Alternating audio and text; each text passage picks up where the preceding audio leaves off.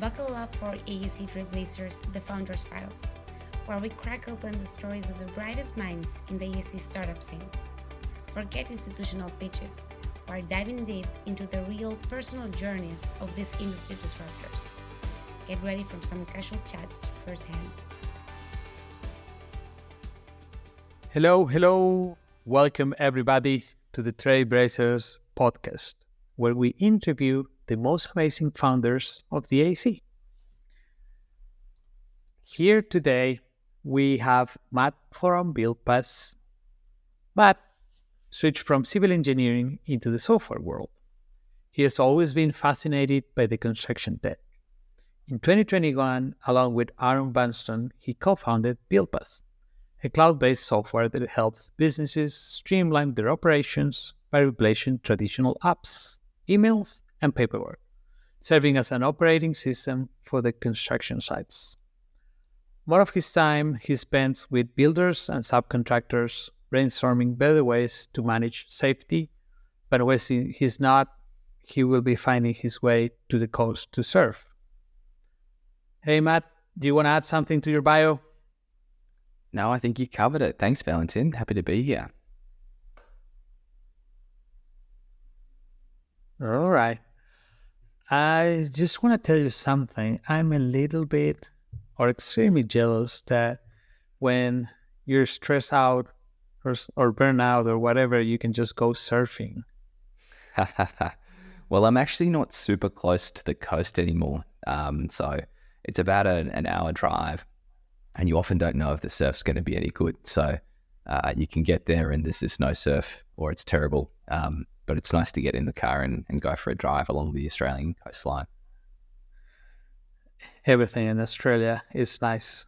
Where are you based right now? You can tell everybody where you're based right now. Yeah, I'm in Melbourne, Australia, just in the city, in a little suburb called Cremorne, which is a bit of a technology hub just outside of the CBD. Beautiful.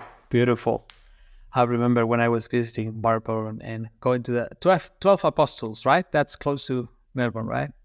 Correct. Yeah, down the Great Ocean Road. Yeah, such a beautiful place. Place. But anyway, do you want to tell us a little bit more about yourself? How do you ended up creating your own company? You started when you were a kid, decided to be a civil engineer, or how did everything start? Yeah, I can run you through my quick story. So what I wanted to do as a kid was build skyscrapers. When we would drive over the bridge and look at the Melbourne city skyline, I decided that's what I wanted to do. So at school, being quite good at maths and physics, a natural path was civil engineering. So I went into university. At Melbourne University, they make you do a basic degree first. So you can't just go straight into engineering. You've got to do like a more general degree as an undergrad. Probably a good way for them to make more money. But we won't get into that. So I did a commerce degree. People said it was good to learn business. I went to work in commerce for a while in mergers and acquisitions. We advised on a few tech deals, a few construction tech deals, which was really interesting. But I decided that wasn't for me. I went back to university to complete my civil engineering degree. As I got into that, I also realized that civil engineering wasn't necessarily for me. It seemed that I was going to be using a lot of other people's software programs to do the things that I wanted to do. And I got more interested in the software space. I tried to start a tech company while at university. It was to facilitate spontaneous social catch-ups at uni. So when, at the time, social networking was getting quite big, that failed miserably. I found out the hard way that if you don't have any money and you don't know how to build technology, it's quite hard to start a tech startup. So I changed from civil engineering into software engineering. That was really enjoyable. It was a challenge. I went to work for startups for free to get some experience. Ended up landing a job at one of Australia's bigger technology companies, REA Group, which runs the largest property listings website in Australia called realestate.com.au. that was awesome. Met heaps of really cool people, learned how to build world-class tech. And that's where I met my co-founder, Aaron. So he was my boss's boss, but we really kicked it off. He moved to another tech company. And yeah, in COVID times, we decided to start BuildPass together. And basically it came out of having a lot of mates in the construction industry that were basically complaining a lot about their lives and the tech or lack of that they had at their disposal. And yeah, that's essentially how BuildPass was born. At least you decided to create the company already knowing that COVID was happening. For me, I decided to start a company 1 month before COVID. So it's like I have a lot of vision, like yeah, perfect time. That would have been hard. Well, I don't regret it. How was it? Like, I'm just curious, how was it at the beginning to start a company for the construction industry during COVID, where there was not a lot of construction happening? Or you think it was kind of the perfect timing? Because at the beginning, you're basically focusing yourself on understanding the problem and building the MVP. So for you would consider it was a good timing? How do you take advantage of that? Yeah, it was good timing in a few different ways. It had its negatives as well, but on the positive side,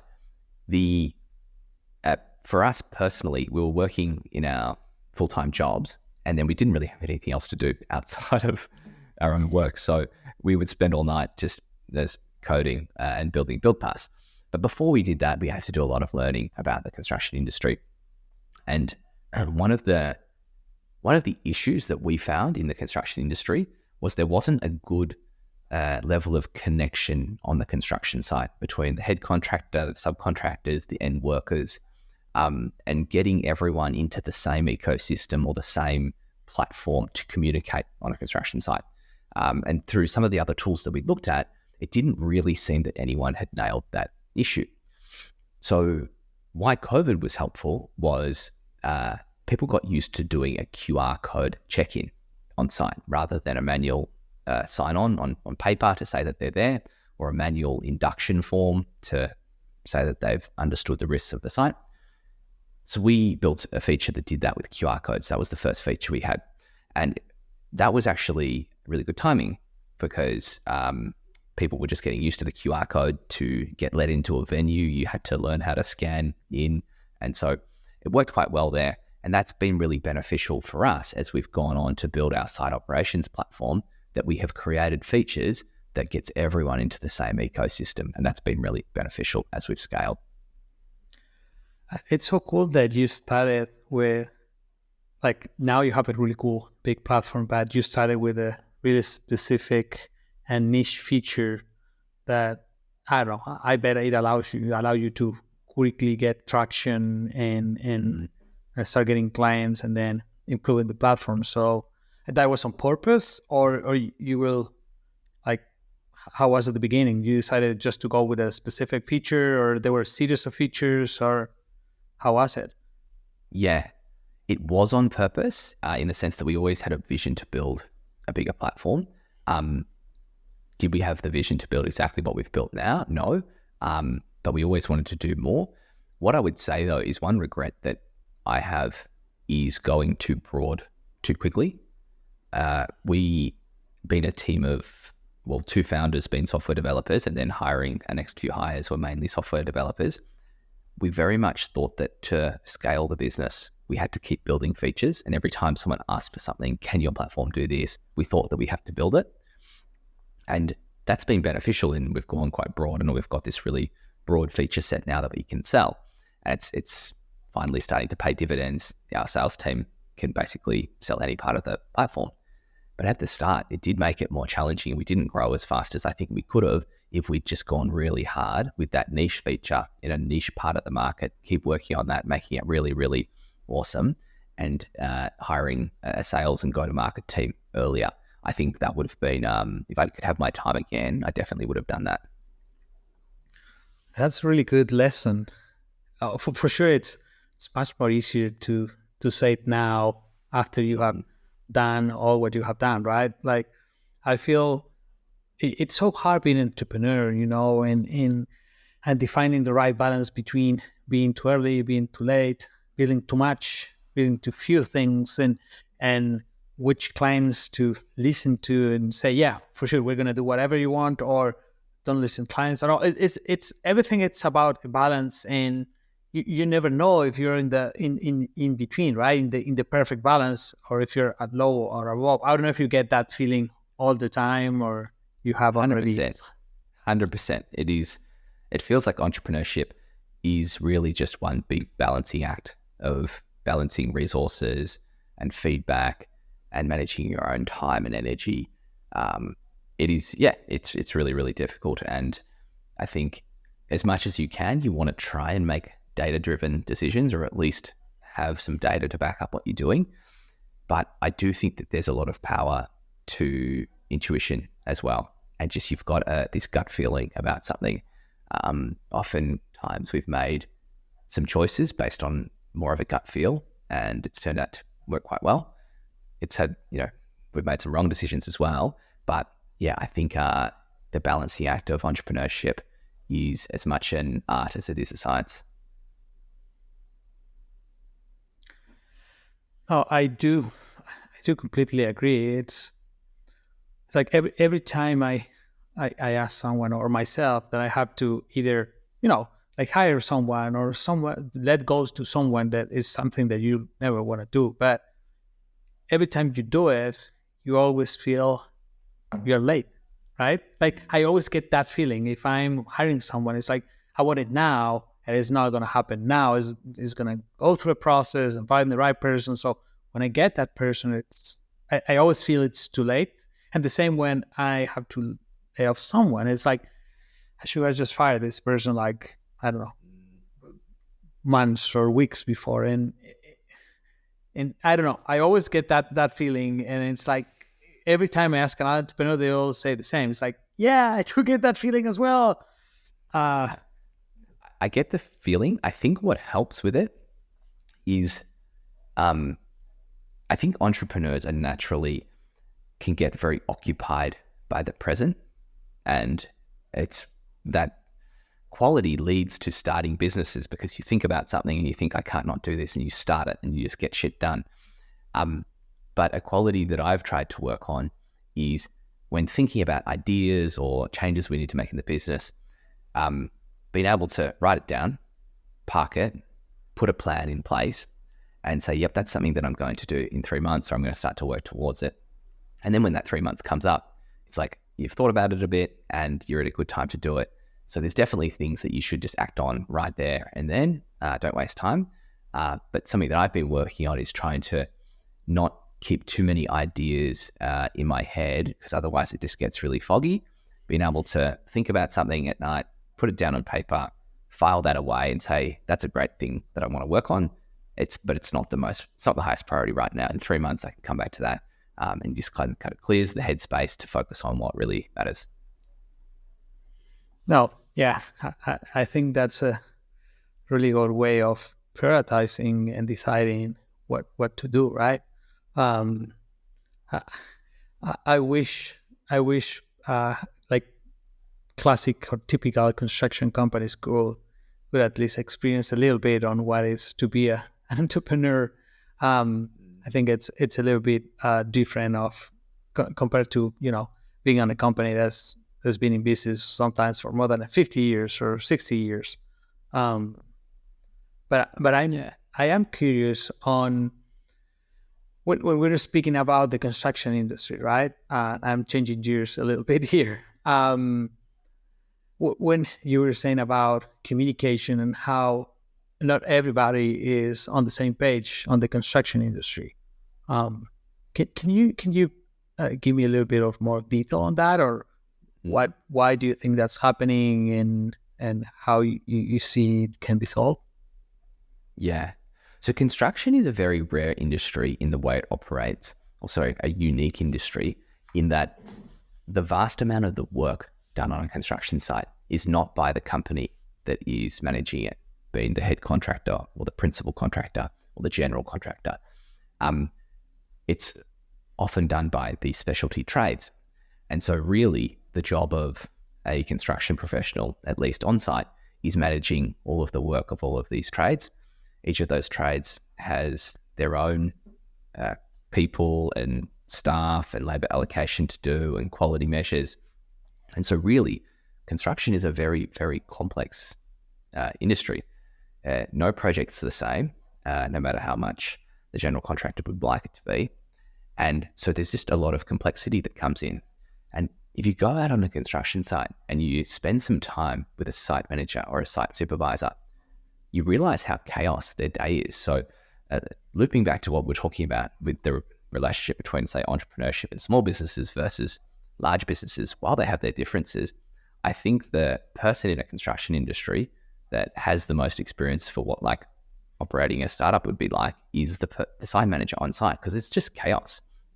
And so I think that typically being a paper-based industry, there's lots of really qualified people who know what to do, but you just can't catch everything with paper.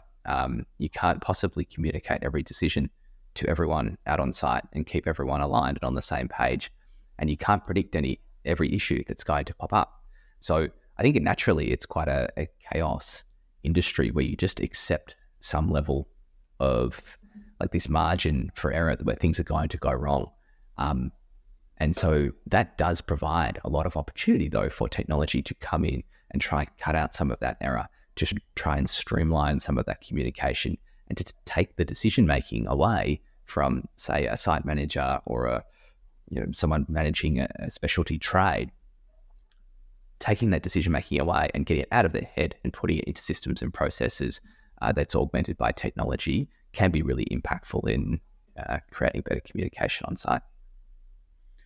No, I absolutely agree. And something that came to my mind when you were saying, like explaining about construction, that no project is the same.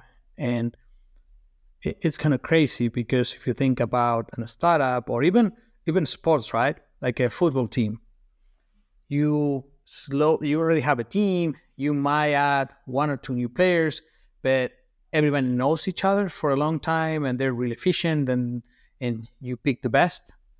Construction is kind of the opposite. It's just a couple of players that they might not like each other and you have to start working right away, and then you're not going to work anymore after the project. So it's kind of insane to make all these different players that they don't know each other and start working really well from the get-go. So I do feel that a lot of technology needs to be involved. So communication needs to be extremely good. Otherwise, there is no way. Sometimes it's hard to put together teams of people that they know each other really well and they have really good communication and still they fail. Imagine if people know each other. It's kind of a mess. So I do agree with you completely on that sense. Yeah, it's a really interesting analogy. And you throw in there as well, it's, if we were to extend the analogy, it's like these people coming in and almost playing a different game to what they're used to playing. They're using different tech and different people, the rules are different. And so I think especially for the specialty trades, or in Australia, we typically refer to them as subcontractors. They have a super difficult job because they are experts in something, but they're getting onto site and they've got all of these different processes. They're working with different people. They're having to use different technology that's been mandated by the general contractor. It really can be quite a mess. So it's amazing that we get anything done at all in the construction industry, given how complicated it is. True. I don't want to extend the analogy again, but even the rules, like it's a different game and different rules, and because the owner, like every owner is different, right? So it's like playing a different sport with different rules. It's kind of insane now that you think about it. But I truly agree that having a single platform where everything is standardized and everybody can speak the same language, it's kind of a key thing. So I would love to hear a little bit about your experience on implementing this kind of processes or on your platform and the results that you have seen compared to just regular construction project without using a platform like that? Yeah, for sure. And I can talk to that before I dive into what we do in the implementations we've seen. I guess at a high level, how we view the industry and what can take it forwards is it's always this balance between platforms versus point solutions, and is there a happy medium between the two? On one end of the spectrum, you've got tools where a general contractor might say, we're trying to do everything in this single ecosystem, single platform, just so everyone's got one login and they can do everything. And on the other end, there might be a team that's just got all of these different point solutions that are very specialized for each process that they're doing. So I don't think that either of those work. I don't think that there's ever going to be one platform that can do everything. And if it can, it doesn't do it that well. I also think that we've gotten to a point where there's too much sprawl of technology and there's too many point solutions trying to do too many things, and they don't often talk to each other. And so how we view the world is there needs to be a consolidation of all of these different tools and grouped into logical areas based on the workflows of a business. A very simplified way of looking at that might be we're going to have one platform to manage back office and one platform to manage the field, maybe one platform to manage our ERP and finance, and we want all of them to talk and be integrated. But if someone's a site supervisor, they're out on site, or the subcontractor, they just have to deal with the on-site platform. They're not in all of these different tools. So that's kind of the happy medium that we see where the industry needs to go, and I think it is going that way. As far as the implementation and rollout of tools like BuildPass, and quickly what we do is we do a site operations platform. So we combine all of the health and safety processes, the quality assurance processes, the asset management, so of equipment on site, and any of the general communication and workflows on site, we put into our platform. We combine all of those things together with AI to make smarter decisions and to customize the platform and to ensure that the entry of data into the platform is really easy through voice and photos and video and that kind of thing. But I think the best way to roll out a platform like BuildPass, it really comes down to the end worker and starting bottom up and making sure that the engagement with the tool on site is right. Because if you don't get that right at the start, you're screwed. If you don't get buy-in from the end users who are meant to be using it and inputting the data, you've lost everyone. As soon as they have a bad experience, it just doesn't work. So that's an area that we focus on a lot with our clients is the rollout, making sure there's buy-in from all the subcontractors and the workers on site, and taking one step at a time to get people engaged with the platform and using it every day and having a good experience. That makes so much sense. People generally think that technology, you just develop a product and that's it. The hardest part is implementation. So you need to make sure your product is easy to use and that everybody wants to use it. Otherwise, nobody will. And even if you have invested a lot of money into it, it doesn't matter. Like it doesn't matter. So yeah. And I think this is where like the Perrott principle comes in, where the final 20% of a feature or getting a module right takes 80% of the time. Like it's very easy to get to build a basic workflow that someone might use, but to really make sure that it works exactly right for all of your users in exactly the way that they're thinking about it, that's the thing that takes a lot of time.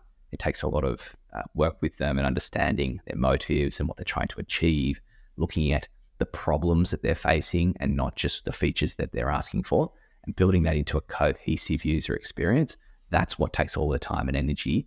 And to your point before, where there's often this mindset for maybe people outside of the technology space, you just build an app and you're done with it. You build the app, you pay someone to build the app, and then you sell it and you go sit in the Bahamas.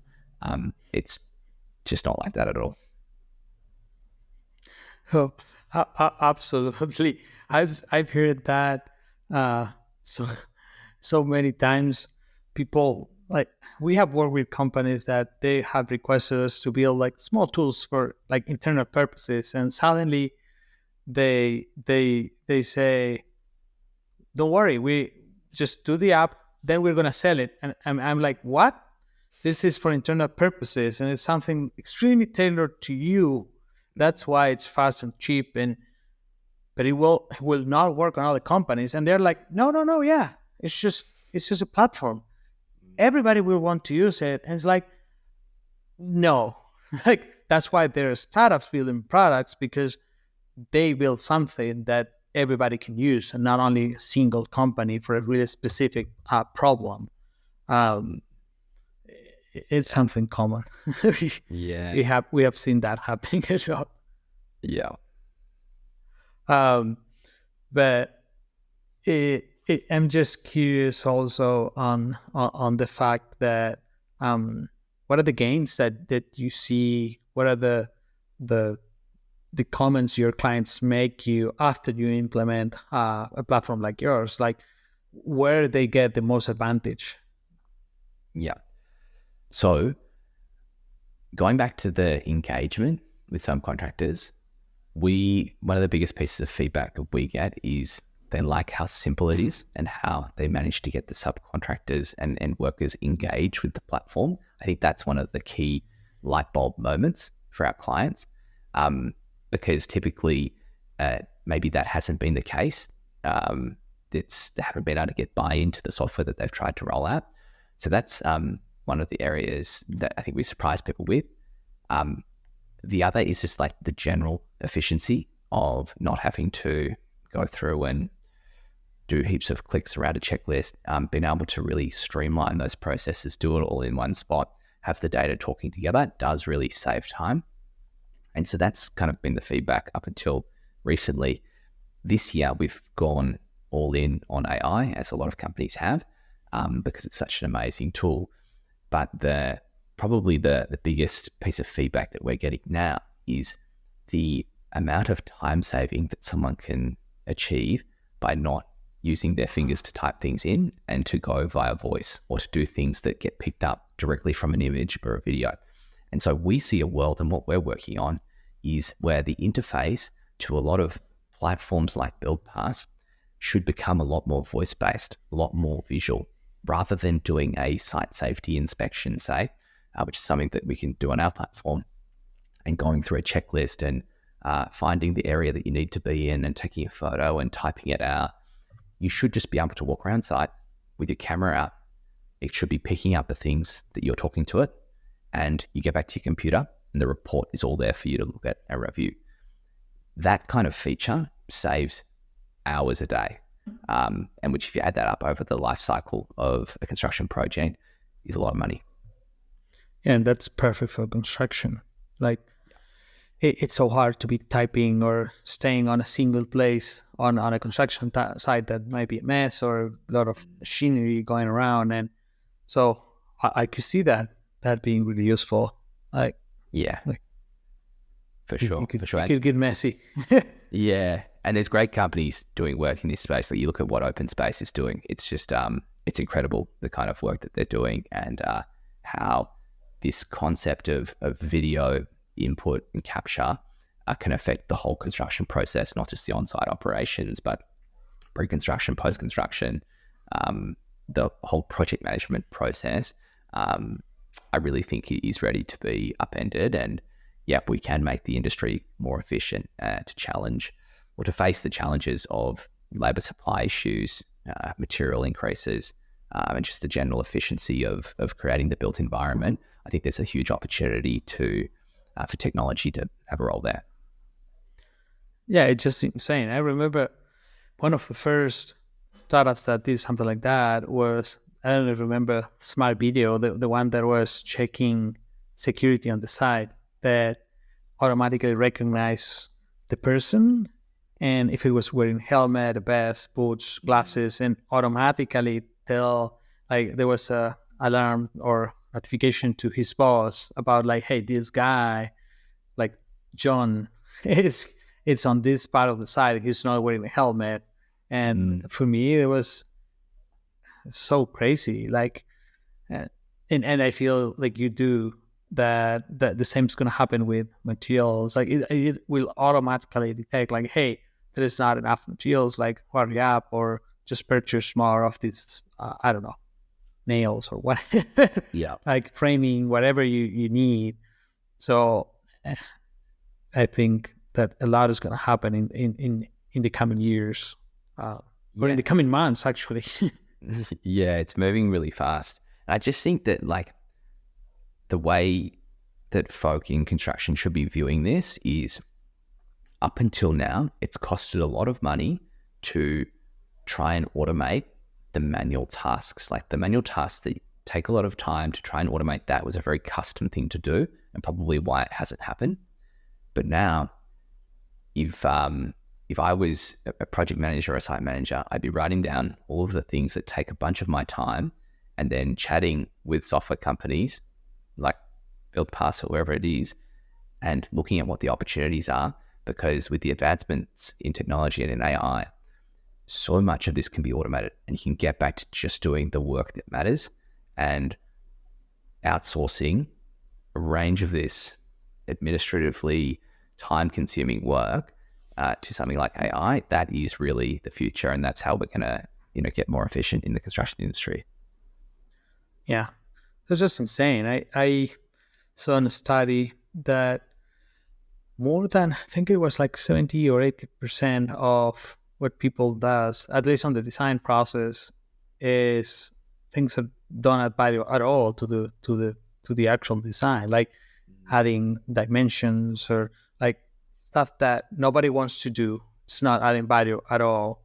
So imagine like if we are able to reduce at least half of that, like not, I'm not thinking on that the whole 80%, but if we reduce it to 40% or 30%, imagine the amount of people that is there, that is going to be, or we're going to be able to reduce costs a lot on buildings, which can be really good, because now buying a house, no matter where you live in the world, it's really expensive, and there is a house crisis all over the world. So we need to reduce costs for sure, or make buildings better. Like if it's a big building, you still have the same budget, but most of the tasks are not adding value. You can make a building so much better. The quality of what we are building is going to increase so much. So that's going to be super great. Yeah. And you raise a really good point around things like the housing crisis. I think it's almost a global issue.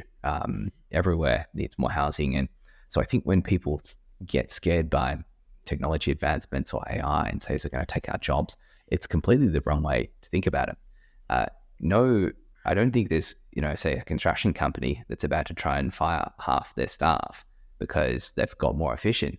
They're going to say, great, we can do double the work. Like we can do things at a cheaper cost. You can do better work. You can get rid of the stuff that you didn't like doing, and we can actually go and service the market and build more housing and do it cheaper. So yeah, I think if that's the framing that people have in their mind, is that AI is going to take my job. Sure, it might take some of the jobs you were doing, but it's not going to take your job per se if you can use AI and you can produce value, because that's the way capitalism works. Every company wants to make money and keep growing and doing more business. So I guess that's the beauty of these efficiency gains, and hopefully where we see the industry go. No, absolutely. Absolutely, I agree. And then circling back to BuildPass, I don't know if you consider you using AI being a startup. I'm sure you can iterate much more quickly than larger companies, but and it's not my idea to put you on the spot, but a little bit it is. What do you feel are your biggest differentiator with your competitors? You don't have that many, for sure, because that's a good thing about having a startup on the AC. There are not that many startups, but what do you feel are your differentiators? Yeah, so over the last few years, the biggest differentiator has been And I keep coming back to it, but the ability for us to engage all of the workers on site with really simple software. So building something on a modern tech stack that works really well, that feels more like a consumer app than it does B2B software. We always said that we would prefer our app to feel more like TikTok than it does Microsoft Excel. And so I think just the engagement, and by bringing a fresh set of eyes that didn't, come from the construction industry, and looking at certain processes and saying, how can we make that more efficient? How can we not just take the process that was happening on paper, that worked for paper, and trying to apply that into technology, but rethinking some of these processes? So that's typically how we've differentiated ourselves, just purely the user experience and the ability for that to create efficiencies and engagement with the platform. More recently, the things that we're doing with AI, especially the video-based inputs, we're hopefully going to be first to market on. The kinds of models that we're using have only just been released. And to your point before, every company is going to be using AI at some point, but it's how quickly can you move on it? I don't think there's any ideas that we've come up with that are so novel that we're trying to hide them and protect them. That's why I'm freely talking about it here. It's inevitable that the construction industry will go to using AI. It'll be voice-based, it'll be video-based, and there'll be less input with your hands. So who's going to win in this space? It's going to be the people who can move the fastest and deliver the most value the quickest and work with customers on what they want to see in this new paradigm. And that's where we're really poised for growth, because we are such a nimble startup that is now quite well capitalized, so we can invest, but we can still move really fast. I like it, and I like how you said you're just focusing on user experience, and that's huge. You made it sound like it's simple, but it's so complex and so hard to make a simple UI UX experience, but at the same time powerful. It's like what happened with TikTok and Instagram, right? Like Facebook was there, a lot of platforms were there, but users didn't want that. They wanted something simple, quick. And I do agree that maybe the really, really large companies who they don't represent more than 1% of the whole industry might stay with really large platforms that are really complex to use and be on the enterprise level. Yeah, maybe, because it's like SAP, right? A lot of companies are still using SAP, which sucks. Sorry, SAP, but you have a really bad product and it's really complex to use. If you need a person to just train your team for months, it means it's not a really good product. And big companies are still using it, but that only represents 1% of the industry. The rest of the industry wants something easy to use that looks modern, not everything in gray or like an Excel spreadsheet, like you said. So I just wanted to highlight that it's something that most people don't understand. It's not about having a lot of buttons and make it complex, but the opposite. Yeah, 100%. And you also raise a really good point around how the industry is structured. You're right that the top 100 firms, they represent like less than 1% of the total number of companies that are out there. So I think as construction tech startups, a lot of us fantasize about the idea of getting into these big companies and charging big amounts of money. And we've started to do that. We've started to push more into the enterprise. We started in the SMB space. We moved into mid-market. We've got a few larger customers now. But it does present that challenge of they want a lot of things. They want things very specific. And you start kind of making your platform more custom to these larger companies, potentially losing sight of where the majority of the industry is, just wanting the basics and wanting things to work and not wanting things to get too complicated. So you raise a really good point, and I think it's certainly a balancing act that everyone needs to be aware of. Yeah, and for sure, I'm not trying to derail anybody from pursuing these big whales of the industry, because we all want to work with them. But it's just about, like you said, a balance, and not just trying to focus just on that. I don't remember if it was like Ben Horowitz or Peter. I think it was Peter Thiel who said that big companies are like whales, and it's like Moby Dick. It's you might catch it, but you might be pursuing them your whole life and never finding them. Yeah, And for sure. and I think it's so true that it's just tempting, but sometimes it's harder than the rest of the companies. Yeah, and you're putting a lot of eggs into one basket. If you really, spend 6 months trying to pursue one company and it falls through at the final hurdle, that can be really difficult. Yeah, or maybe if you lose them, that's also hard. If you only have 2 or 3 clients, they might be the biggest ones out there, but it's maybe a mix. It's better than just having 2 or 3 clients. Maybe you can have just one big client, but the rest might be smaller ones. Mm-hmm. But I'm also curious on your roadmap. You're already working with AI. You're already doing so many cool things with the platform. What are you planning for BuildPass for the next, 5 or 10 years? Yeah. So we plan to stay in site operations. We have drawn the boundary there. We don't want to become a financial tool. We don't want to become a back office tool. But some of the really big opportunities for us, obviously, is the AI. We're making our whole platform AI native, and our goal is to become the world's first AI native operating system to run a construction site. So that's kind of our mission. The specific areas that we are looking into is things like look-ahead schedules. So the ability to do a quick look ahead of your subcontractors and where they're starting, not a full programming tool. But we think that's a really cool space for us to move into, especially using AI to facilitate that decision-making process. Correspondence management is a big one. You've obviously got massive players out there that do it, like AConnect and Procore. But again, we see an opportunity to manage a bunch of site correspondence in a much simpler way, again, using AI. And then document control too. It's workflows and document management on construction sites is one of the biggest things that happens in construction. And so what can we be doing to support that? And how can we be the site management aspect of getting the most recent and up-to-date documents to the end workers in the most efficient way to ensure that when people aren't building to old drawings? I think that's another area that we are looking at going harder at. I remember when I was working at a really, really big project in Las Vegas, that there was a room where full-time there were 3 people like just adjusting and updating the schedules, like the Gantt charts.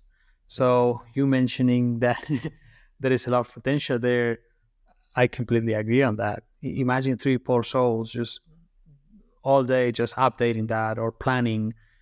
That could be automated, or most of it, So I do agree. And you might already have the clients and the information. So for you, it's just automating that and bringing that extra value to the clients. That could be amazing. I could see that. Yeah, for sure. And look, there's some great companies out there that are doing work on things like scheduling. Outbuild them, one of them, Afex. And I think the concept of making those tools multiplayer is it's really awesome.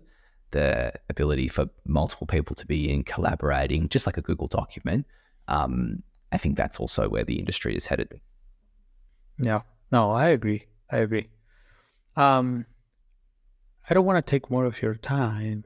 To be honest, Matt, I know you're super busy. What time is it in Australia now?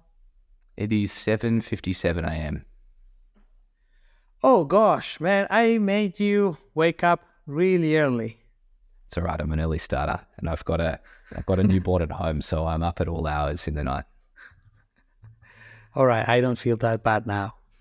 Like I said, congrats on your newborn. But before we wrap this up, can I ask you a couple of ping pong questions? Yeah, let's go. All right. Can you tell me a great AC software? I really like Snaptrude. All right. Altafe, it's a person we work with. We actually met at the happy hour of Snapsters in New York. Exactly. Oh, tying the thoughts right now. Sorry, I forgot about that. The next big trend in AC? Definitely AI, specifically video-based AI. Nice. If you could collaborate with any person in history on any project, which person would you choose? Probably Elon Musk. That's a really good one. I had. Yeah.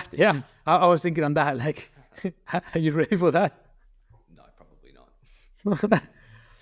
Outside the AC, what are your hobbies or activities that you have passion for, aside from surfing? Yeah, surfing would be number one, and I've more recently picked up golf, but I'm not good at it. Cool.